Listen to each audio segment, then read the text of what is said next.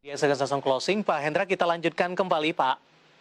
Yes, ya. Ya, dari pertambangan logam dan mineral mentah, kemudian juga beberapa rekomendasi tadi Pak Hendra, kita beralih ke sektor lainnya, diantaranya adalah retail. Sudah lama tidak terdengar kabar Pak untuk saham-saham yang ada di sektor ini kurang direkomendasikan juga, kemudian pola pergerakannya tampaknya kurang menyita perhatian dari investor.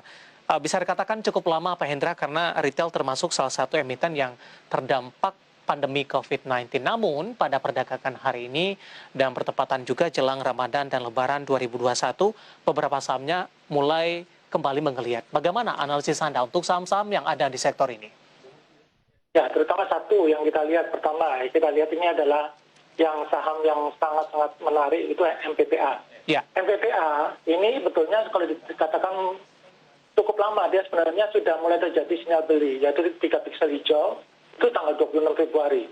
Dan kemudian ada lagi, dia kemudian sempat turun, dan kemudian 30 Maret, 3 piksel hijau lagi. Nah, sekarang ini 18,8%. Nah, kalau pertanyaannya apakah masih bisa masuk? Kalau menurut saya sudah tidak terlalu bagus lagi masuk, karena Anda lihat di sini RTL-nya. RTL itu adalah semacam resikonya. Jadi kalau dia di atasnya 3,5, itu resikonya sudah tinggi. Jadi kalau menurut saya, kalau misalnya Anda sudah punya, ini Anda siap-siap aja taking profit. Yaitu taking profitnya apa? Anda bisa naikkan trailing stop, yaitu ketika harganya di bawah 400, yaitu di bawahnya, kalau lebih tepatnya dari 396, di bawah 396 Anda bisa langsung take profit. Tapi kalau dia masih naik, ya biarin aja. Gitu. Jadi ini kalau menurut saya untuk MBPA masih perhatikan Anda siapkan trailing stop. Baik. Kalau untuk RAS ini memang sampai sekarang juga masih belum ada terlalu sinyal yang terlalu bagus. Ya, ini juga menurut saya mendingan kalau misalnya nggak ada sinyal seperti ini, walaupun menjelang Ramadan, mau apapun, tapi kalau sinyalnya nggak bagus, nggak usah beli. Tunggu sampai 3 piksel hijau beli. Nah, kemudian satu lagi MAPI. MAPI ini juga sinyalnya juga masih belum terlalu bagus. Ya, ini kalau selama masih PSBB masih jalan, ya kemungkinan besar itu MAPI juga masih belum bisa terlalu diharapkan ya. Baik. LPPF seperti apa Pak Hendra? LPPF. Kalau LPPF ini memang dari grupnya Lipo ini beberapa hari terakhir ini memang cukup bagus pergerakannya. LPPF sendiri, ya berarti ini kan matahari tempat investor ya. Iya. Nah kalau LPPF ini nggak terlalu bagus juga. Ya, jadi masih lebih bagusan tadi yang MPPA-nya itu betulnya lebih tepatnya bukan ke arah lebih ke arah kayak hypermart ya ininya ya. Tapi kalau untuk LPPF ini masih nggak terlalu bagus. Ya ini tapi sudah mulai banyak kemajuan ini, mulai terjadi sinyal buy pertama kali itu 8 Februari 2021. Tadi itu harganya di 1.300, sekarang harganya sudah 14.25. Baik, beberapa saham ada di sektor retail, rekomendasi dan semoga bisa menjadi referensi. Dan lagi-lagi keputusan investasi tetap ada di tangan Anda, para investor dan trader pasar modal Indonesia. Dan kami akan kami masih mengundang Anda untuk bisa berpartisipasi di telepon interaktif kami di 021391 dan juga ada WhatsApp interaktif kami di 0812 di 1398 di 3749. Pak Hendra, di WhatsApp interaktif sudah cukup banyak yang masuk, Pak, yang mengajukan pertanyaan. Kita akan coba sapa. Ada Rayandi di Bekasi. Untuk properti Pak, ada BSDE di 1163, tapi lebih ke arah untuk jangka panjang Pak Hendra. Analisis Anda? 1163, ini masih bagus. Kalau jangka panjang ya berarti ini masih boleh. BSDE ini adalah salah satu yang saham favorit saya. Tapi kalau saya lebih prefer, kalau misalnya ada mau nambah, boleh. Nambah itu ketika dia break di atasnya yang top box ini, 1215. Ya, ini boleh. Dan kemudian kalau misalnya dia tembus lagi di area sini, ya yang saya itu adalah sekitar 1285, itu boleh nambah lagi. Nah kalau secara jangka panjang ini masih boleh, biasanya boleh dipegang. Baik, dari Bekasi kita beralih ke Cirebon, ada Bapak Hardian. Terima kasih sudah bergabung bersama kami. Untuk BJPR Pak, sudah punya di 1.600 Pak Hendra? BJPR ya? Iya. BJPR 1.600, nah ini masih sideways. Pak, kalau perhatikan, kalau dia lagi sideways seperti ini maka perhatikan aja, tunggu sampai dia break di box yang atas ini sekalian. Jadi di sini, sekalian tunggu di sini ya. Ini adalah 1660. Ya, kalau dia masih di bawah 1660, dia akan ranging di daerah sana. Oke. Baik, hari ini tertekan Pak 1580, tapi Betul. sudah ambil posisi di Santai aja. 1600. Santai aja dulu. Jadi Oke. kalau misalnya, tapi kalau sudah loss 10%, ya Baik. udah nggak usah tanya lagi. Tapi kalau misalnya dia masih 1-2%, 3%, tenang aja. Apalagi kalau dia seperti yang saya katakan tadi, di atasnya 1660, Anda boleh nambah. Oke, selanjutnya dari Bintaro Pak, tanpa menyebutkan nama, prospek dan target saham Meta, bagaimana Meta. analisisnya? Ya, Nah, Nusantara Infrastruktur. ini stabil banget dan sudah tertekan ya. Kalau menurut saya sih, selain transaksinya kecil banget, yaitu Anda perhatikan transaksinya cuma 2 miliar ya dalam 20 hari terakhir, dan hari ini pun cuma 700 juta.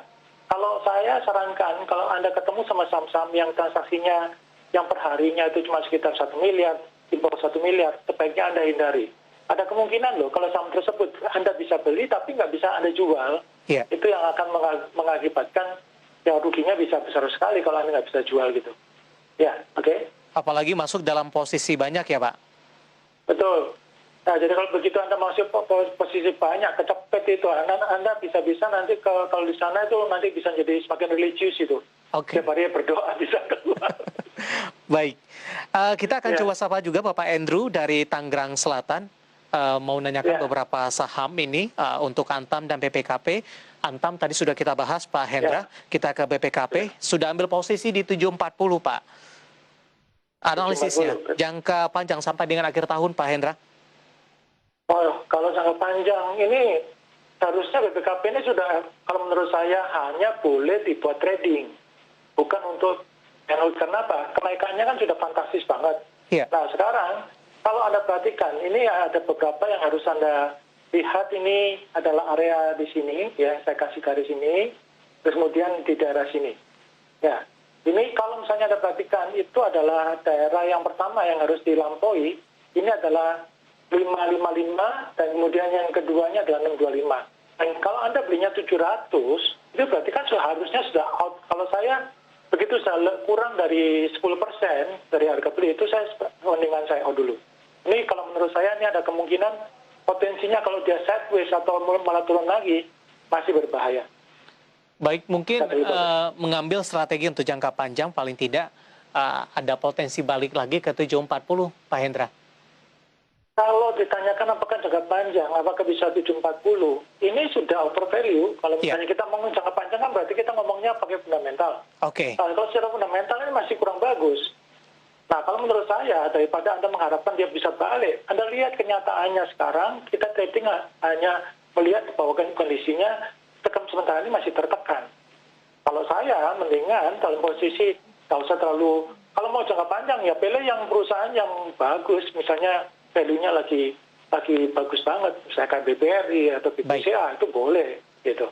Oke, selanjutnya kita akan coba sapa Ibu Tini yang ada di Bandung. Terima kasih Ibu sudah berpartisipasi dan bergabung bersama kami. Perbankan BICAP BBNI di 6250 untuk 1 minggu ke depan Pak. Hari ini 5825, nyangkut sepertinya Pak Hendra. Oke, kalau misalnya dalam posisi kayak begini, kalau selalu saya sarankan, ini Anda harus hati-hati ya.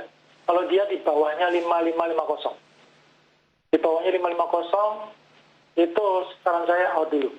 Ya, kemungkinan besar dia akan geraknya itu adalah kalau seminggu ini adalah geraknya antara 5525 sampai 6150.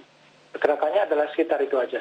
Jadi kalau misalnya dia nggak belinya adalah tadi sekitar 6 ribuan juga, maka gerakannya di R2-nya. Jadi kalau misalnya nggak melalui R2, di atasnya R2 di sini, nah kalau menurut saya, apalagi kalau sudah pegangnya sudah berapa lama, dengan out dulu. Tidak direkomendasikan averaging down, Pak Hendra? Saya tidak pernah, mungkin saya di sini agak tegas banget. Jangan pernah average down. Kalau average down tersebut, itu saham itu kalau dia masih turun, akan terus-menerus akan turun, sampai ada gaya lebih besar membuat dia berhenti atau berbalik arah. Nah, sebagus apapun, kita harus ingat loh, misalnya BBRI, di tahun 2020, yaitu mulai dari Januari sampai ke Maret akhir itu, sempat turun sampai 58%, bayangin. Untungnya pada saat itu adalah 29 triliun adalah untungnya di tahun 2019. Turun 58%. Ya kalau bisa balik, kalau misalnya ternyata nggak bisa balik dan terus kemudian turun terus kemudian di area sekitar minus katakan 40% atau 35%, kan sayang uang Anda nggak bisa ngapa-ngapain. Ya. Baik, kita beralih ke pertanyaan selanjutnya Pak Hendra. Ada Jokowi dari Jakarta, Pak, dari Farmasi KLBF, ambil posisi di 1550, Pak Hendra. Ini kalau saran saya ini benar-benar hanya buat untuk trading. Oke. Jangan dibuat untuk ini ya, jangan dibuat untuk buy and hold. Ini sudah story-nya sudah selesai. Ya, vaksin sudah datang, semuanya ini berarti sudah nggak ada story-nya lagi. Mereka bisa naik, ini Anda harus tahu KF, kalau misalnya kemudian Kalbi ini juga salah satunya, ini juga nggak pergerakannya juga nggak terlalu bagus, ini nggak terlalu cocok buat trading. Walaupun mungkin fundamentalnya mungkin bagus, tapi kalau melihat dari pergerakannya ini kebanyakan sideways. Saya nggak terlalu suka. Kalau misalnya saran saya, mendingan Anda cari yang lain aja dulu. Oke, intraday tradingnya tadi sempat menyentuh ke 1565 di atas posisi masuk, Pak Hendra. Ya, tapi kan Anda perhatikan. Anda perhatikan, kalau misalnya dia yang saya kotakin ini. Ya tuh, lebih banyak dia sideways kan.